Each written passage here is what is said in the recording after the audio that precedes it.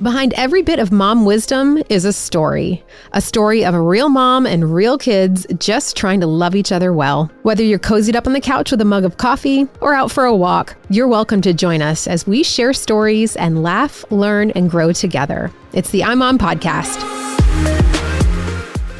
Welcome to this week's episode of the iMom Podcast. I'm Abby. I'm with Susan, Megan, and Chloe again. And this week we were talking about slowing down and being present with your children. I had a very real experience with this when my first son was itty bitty. He was probably he was able to crawl. So what is that, Chloe? Yours isn't crawling yet, right? No, 7, 8.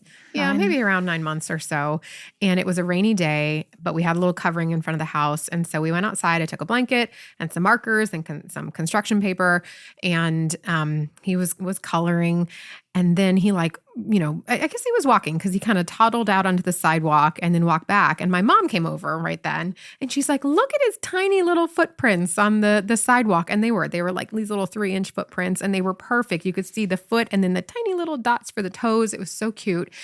And I was like, I would have never noticed those little footprints because I was over here putting caps on markers and making sure that noticing that marker got in the blanket or whatever. And I'm like, Mom, if you hadn't pointed that out to me, I would have never stopped to see that perfectly sweet little footprint on the ground. And I think that grandmothers are much better at slowing down and being present with their kids than moms are. So in this episode, I'd like to kind of talk about how we can slow down, what we can do to notice our kids more, and what we can do to be a little bit more present with them. So my first question is, what does it actually mean to slow down? Because we're not talking about moving more slowly, although maybe we are, but what is slowing down? Well, cliche, but it means being in the moment, not tasking, which is so hard.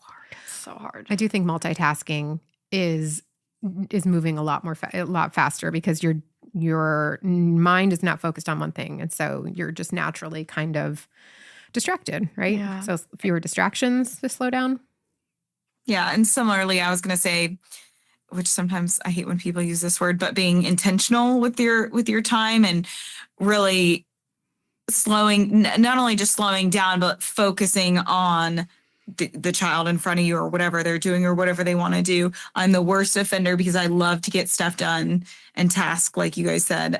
But I've even just looked up today and my oldest pants are an inch too short. And I'm like, holy cow. Everyone says it, they grow so fast, but they really do. And I feel like I'm never going to get him back to being a little kid. Mm-hmm. Yeah. And one of my sons is always thinking about what's coming next.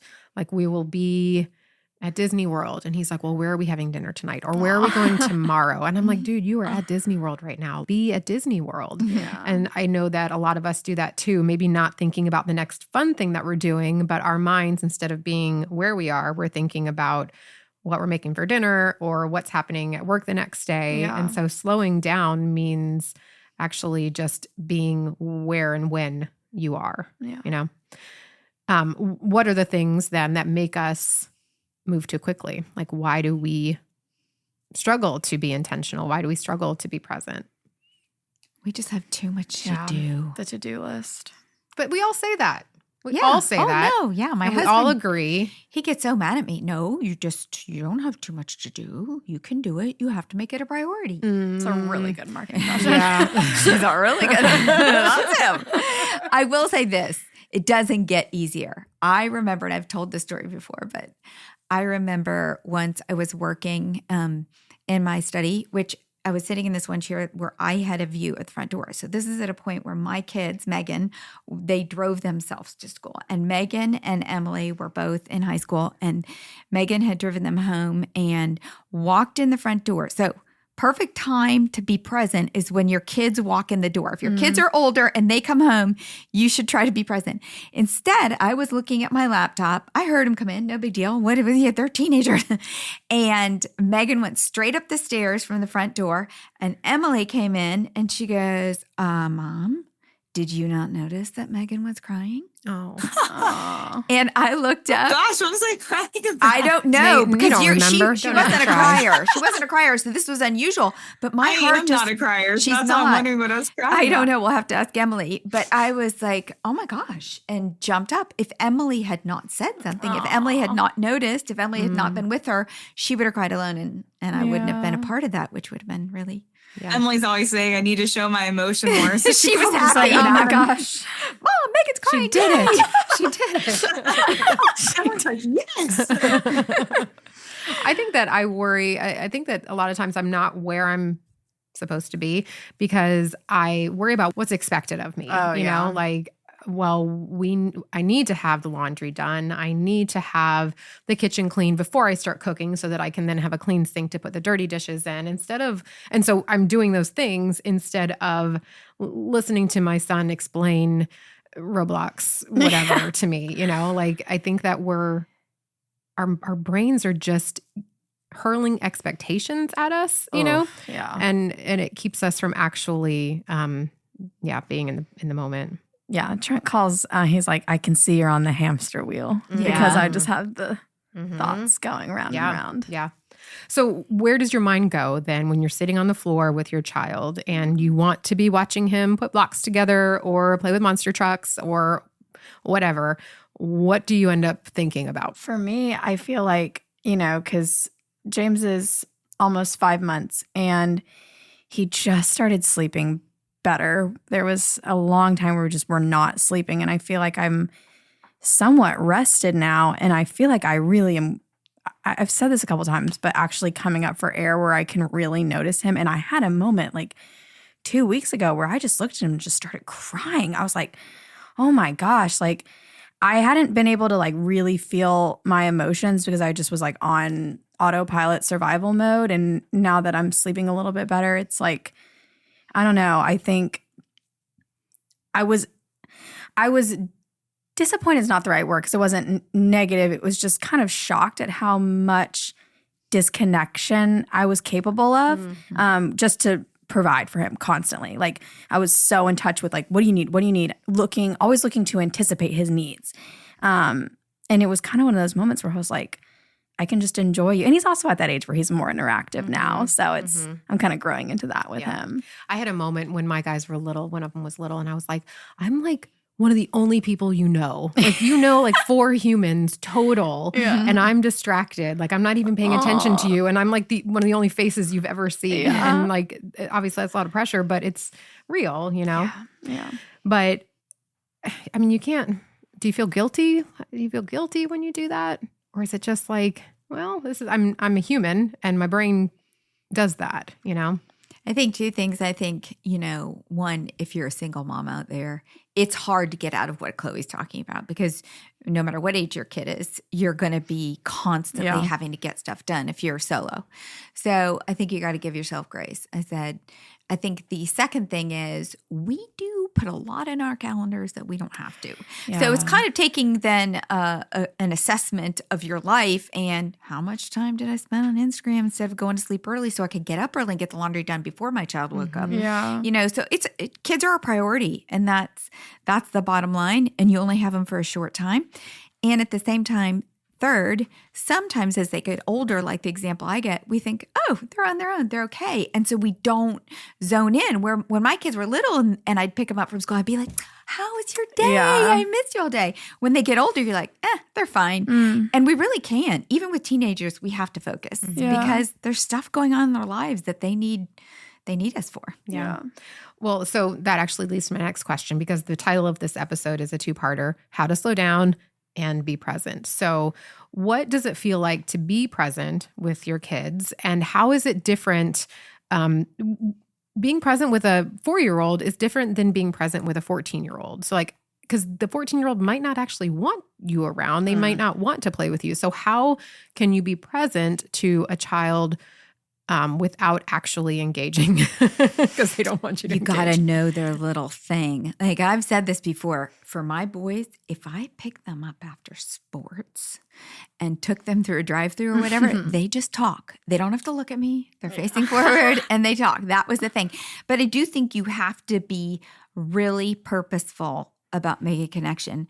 And with one of my sons, it like to this day, I have to be really intentional to just make sure I connect with them. With my girls, they call me. I was always getting connection with them. So you have to figure out their way that they will talk to you.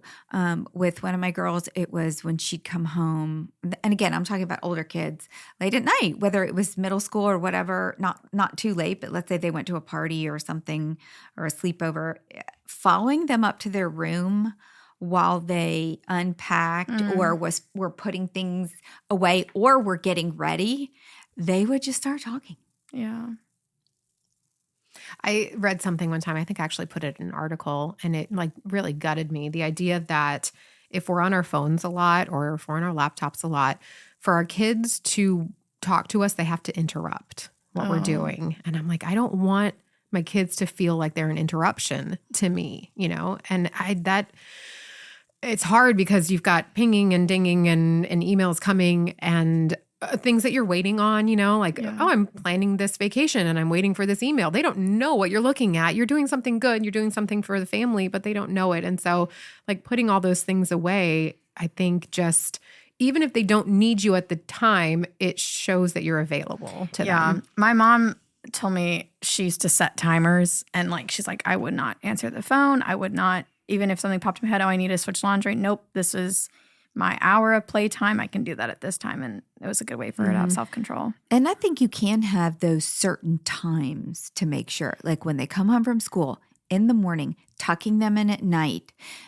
So if you work and you're not with your kids a lot, so you can't catch a lot of things, they're with a nanny or whatever, you can have certain times of the day where you're totally all in. Yeah. And you make sure you have conversations. And we have that book, Pillow Talk. What did we name it again? From We named Me it to after You. From Me to You, where you can write to them back and forth. It's conversations. Well, and really. we have the Q&U app that gives a Questions. broken down lists of questions by topic, by age.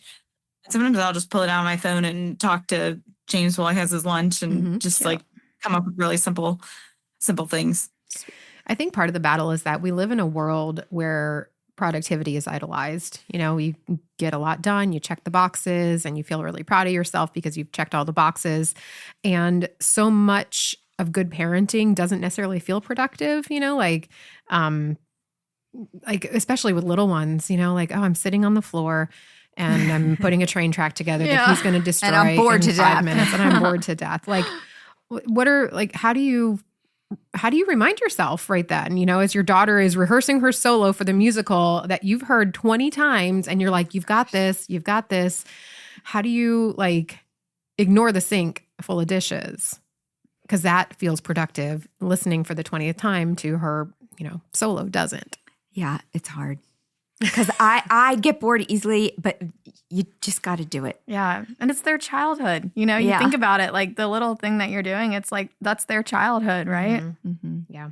When I feel like too, as a little kid, like I remember my parents, at least one of my parents, if not both of them, being at all my stuff. And it's like, if your own parents aren't going to be there for you, who is, it's just kind of sending a message to your kids of, no one cares, which Yeah. is really, really. And they like to be cheered, even at Beck's age. He's 1.5. But if he gets the blocks stacked right, like the cups he was stacking, and we all cheer, he's just so happy. Yes. I love it. Yep.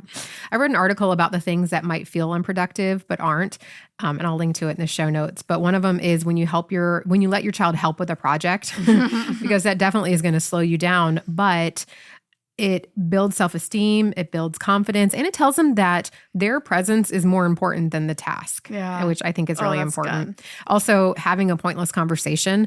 I'm really bad about this one. I will want to talk to my kids about the schedule or how's your homework going or goals or discipline or anything that's like business. But to actually let them talk nonsense to you, it says you're interesting to me. I'm curious. I want to know what you have to say about whatever you want to talk about.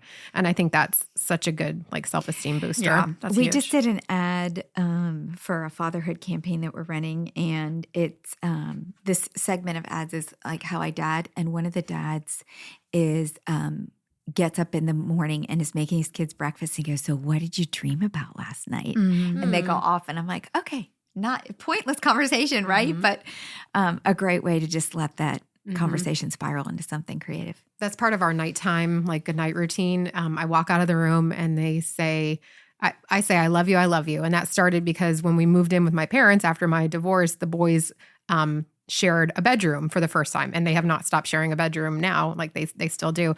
But they were in the same room. And so I say, I love you, because I've got Yeah. two kids there.